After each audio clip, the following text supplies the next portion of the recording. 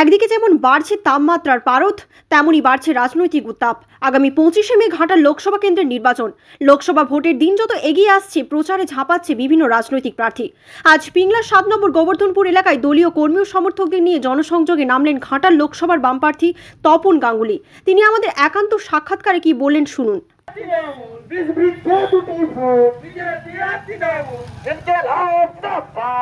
একদিকে যেমন বাড়ছে তাপমাত্রার পারদ, তেমনি আগামী 25শে মে ঘাটাল লোকসভা কেন্দ্রের লোকসভা নির্বাচন। সেই লোকসভা নির্বাচনকে কেন্দ্র করে বিভিন্ন রাজনৈতিক দল তার প্রচার কার্য শুরু করেছে। লোকসভা ভোটের দিন যত এগিয়ে আসছে, রাজনৈতিক প্রচারের ঝাঁজ ততই কিন্তু বাড়ছে। আজ সকাল থেকে আমরা দেখতে পাচ্ছি পিংলার বিভিন্ন প্রান্তে বাম মনোনীত প্রার্থী তপন গাঙ্গুলি পিংলার বিভিন্ন জায়গায় তার জনসংযোগ যাত্রার মধ্য দিয়ে মানুষের কাছে পৌঁছে যাচ্ছেন। ইতিমধ্যে আমরা আমাদের মধ্যে পেয়েছি 32 নম্বর ঘাটাল লোকসভা কেন্দ্রের বাম প্রার্থী তপন গাঙ্গুলি মহাশয়কে। আমরা তপনবাবুর সাথে সরাসরি কথা বলবো। প্রবল গরমকে উপেক্ষা করে নির্বাচনী প্রচার চলছে। আজ সকাল থেকেই আপনি পিংলার বিভিন্ন প্রান্তে প্রচার করছেন, কেমন সাড়া পাচ্ছেন মানুষের? সাড়া তো পাচ্ছি, একটা অভূতপূর্ব সাড়া। যে দাবদাহ চলছে এটা মানুষের একটা কষ্টের ব্যাপার, কিন্তু ভারতবর্ষের রাজনীতি, দিল্লির সরকার যেভাবে জনসাধারণের বিরুদ্ধে দমন নীতি চালাচ্ছে, যেভাবে অবরোধ চালাচ্ছে, যেভাবে মানুষের জনকল্যাণে আঘাত দিচ্ছে, আর যেভাবে দেশ বিক্রি করবার জন্য উদ্যত হয়েছে, সংবিধানকে অমান্য করছে, তার থেকে দাবদাহ বোধহয় আর বেশি নয়। ফলে মানুষের এখন তেজ চাই, মানুষের তেজ চাই, রাগ চাই, ক্রোধ চাই আরো বেশি করে। বিজেপি সরকার আরএসএস এর বিরুদ্ধে তীব্র ধিক্কার এবং লজ্জাবোধ নিয়ে মানুষ যেন তাদের কাছ থেকে মুখ ঘুরিয়ে নেয়, এই ধরনের একটা চেষ্টায় মানুষরাও সামিল হচ্ছেন, আমরাও সামিল হচ্ছি।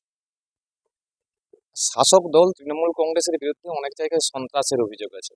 আপনিও কি এই নির্বাচনী প্রচার করতে গিয়ে কোথাও কি সন্ত্রাসের সম্মুখীন হচ্ছে? শাসক দল সন্ত্রাস কেবল সম্মুখে সম্মুখে লড়াই করলে বা বাধা দিলে হয় না, আর আগে করতো তারা। ভাই, নির্বাচনের সময় তো সেটা করতে পারছে না, কিন্তু সন্ত্রাস বিদ্যমান আছে। একটা নৈরাজ্যের সরকার, যারা গণতন্ত্রকে মানে না, যারা ব্যাপক দুর্নীতির মধ্যে, সেই দুর্নীতিকে চাপা দেওয়ার জন্য তারা সন্ত্রাস করে, মানুষকে ভয় দেখায়। আর এই বুথে বুথে তো লেঠেল বাহিনী এখন নেই, কিন্তু বুথে বুথে মোটর বাইক বাহিনী আছে, যারা ওই লাল জল নীল জল আর ওই পোলট্রির মাংস খেয়ে বুথটাকে কন্ট্রোল রাখছে দিদির সমর্থনে, ভাইপোর সমর্থনে। এ তো চলছে। তাই পঞ্চায়েত ভোটে কি হলো আপনারা জানান না? পঞ্চায়েত ভোটে নির্বাচনে বুথে ঢুকতে দেওয়া হচ্ছে না। আবার যেখানে বা ভোট নির্বিঘ্ন হলো, যখন দেখছে বামপন্থীরা জিতবে, তখন সেই বাক্সকে নিয়ে ফেলে দেওয়া হচ্ছে জলে। আবার যখন দেখা গেল যে কেউ জিতে গেছে, তাকে প্রশাসনকে হাতে রেখে হারিয়ে দেওয়া হলো। এ সন্ত্রাস চলছে, এই নৈরাজ্যের বাতাবরণ সারা পশ্চিম বাংলায়। আর এরা একেবারেই আপাদমস্তক দুর্নীতিগ্রস্ত, সবাই তো জেলখানায়। এদের হাতে এসব কিছু না, রক্ষা পাওয়ার জন্য এরা যা ইচ্ছা করতে পারে। কোন কোন নির্বাচনী ইস্যুগুলোকে সামনে নিয়ে আপনি প্রচারে নেমেছেন? ঘাটালে সবচেয়ে বড় বিষয় হচ্ছে যে পাঁশকুড়া, চন্দ্রকোনা, ভায়া ঘাটাল রেল লাইনও এটা প্রয়োজন। ভারতবর্ষের মহকুমাতে একটাতে এখনো পর্যন্ত রেল লাইন নেই, সেটা হচ্ছে ঘাটাল। ফলে এটাকে এইভাবে করা যেতে পারে, দুদিকে দুটো রেল লাইন আছে, একটা রোড চন্দ্রকোনা আর একটা হচ্ছে পাঁশকুড়া, মাঝখানে ঘাটাল। এটাকে যদি ভায়া রেখে দুদিক দিয়ে টানা যায়, তাহলে এটা হতে পারে। শিলাবতীর সংস্কার চাই, রূপনারায়ণের সংস্কার চাই, জল নিকাশি ব্যবস্থাকে আরো বেশি ত্বরান্বিত করতে হবে, তার চেষ্টা চাই। কেলেঘাই, কপালেশ্বরী, তার সংস্কার চাই। ডেবরা, ঘাটাল, আমাদের দাসপুর সবজির ভান্ডার, এত সবজি বোধহয় কোথাও হয় না, এত সবজি।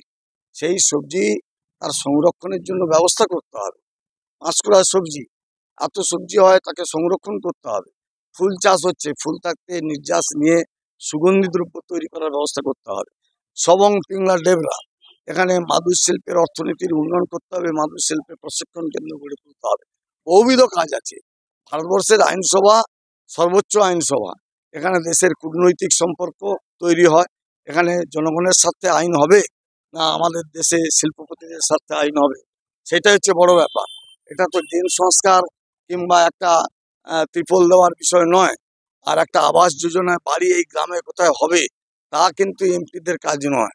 ফলে একটা বৃহত্তর ব্যাপার, বিশাল দেশ, এবং সেখানে বহুবিধ বিবিধের যে সংস্কৃতি, নীতি, নৈতিকতা, মূল্যবোধ, আজকে যে একেবারে তুলিয়ে দেওয়ার চেষ্টা হচ্ছে। আজকে সংস্কৃতিকে একেবারে অপসংস্কৃতির বাতাবরণে নিয়ে যাওয়ার চেষ্টা হচ্ছে। আমাদের দেশে এক জাতি, এক রাষ্ট্র, এক ভাষা, এক ভোট, এই কথা আজকে নরেন্দ্র মোদী উচ্চারণ করছেন। একটা সর্বনেশে নীতি। বাংলায় বাঙালি ভাষা, অন্ধ্রে গেলে আরেক ভাষা, তামিলনাড়ুতে গেলে তামিল ভাষা, উড়িষ্যায় উড়িয়া ভাষা। এই যে ভাষার বৈচিত্র্য, সংস্কৃতির যে বৈচিত্র্য, তার মেলবন্ধনের পরে আমরা জেগে আছি আমাদের দেশে, তাকে ওরা ভেঙে দিতে চাইছে, ওরা টুকরো করে দিতে চাইছে। স্বভাবতই এই সরকার খতরনাক সরকার, একে বুঝে নিতে হবে। এখন যারা বলছে যে আমরা 400 পার হব, এবারে ভেবে দেখার দরকার। তো আমাদের নেতারা বলছেন, আমাদের অর্থনীতিবিদরা বলছেন যে এবারে 400 তো দূরের কথা, 230 আসন পাবে কিনা সন্দেহ। আর যদি পায়, আমাদের মনে রাখতে হবে যে আর ভারতবর্ষে কোনোদিন ভোটের সম্মুখীন হতে হবে না। তার কারণ নরেন্দ্র মোদীরা সমস্ত ক্ষমতাকে সংকুচিত করছে, সংবিধানকে আক্রান্ত করছে। দেশের জনগণের স্বায়ত্ত শাসনের যে অধিকার, সেই অধিকারগুলোকে কেড়ে নিতে চাইছে। যে অধিকার এ যাবৎ অর্জন করেছিল সাধারণ মানুষ, সেই অধিকারগুলোকে কেড়ে নিতে চাইছে। স্বভাবতই এবারে যদি আবার ক্ষমতায় ফিরে আসে, তাহলে এ দেশে আর ভোট হবে না। এটা আমার কথা নয়, দেশের অর্থনীতিবিদদের কথা। এবং সবচেয়ে আরো বেশি বড় করে বললে, নির্মলা সীতারামন, যিনি আমাদের দেশের অর্থমন্ত্রী, এখন তিনি এবারে ভোটে দাঁড়াননি। তার স্বামী বলছেন, তার স্বামী পি প্রভাকর, তিনি বলছেন। আমাদের শেষ প্রশ্ন, আপনি জয়ের ব্যাপারে কতটা প্রত্যাশী? আমি খুব আশাবাদী, এই কারণে গতবারে যা ছিল তার থাকতে একটা অভূতপূর্ব সাড়া পাচ্ছি। মানুষ বলছেন যে এটাকে পাল্টাতে হবে। মানুষ যেটা বলছেন তাকেই পাথর করতে চাই। আর আমাদের সামনে এসে হাজির হচ্ছেন, তারা রাস্তার দুপাশে এসে হাজির হচ্ছেন, কথা বলছেন, যেটা ভুল হয়েছে আমাদের, এই কথা বলছেন। অসংখ্য ধন্যবাদ ঘাটাল লোকসভা কেন্দ্রের বাম প্রার্থী মাননীয় তপন গাঙ্গুলিকে। এতক্ষণ আপনারা দেখছিলেন সময় 365, পশ্চিম মেদিনীপুর থেকে সব্যসাচী গুসাইতের রিপোর্ট। সময় কথা বলে, সময় 365।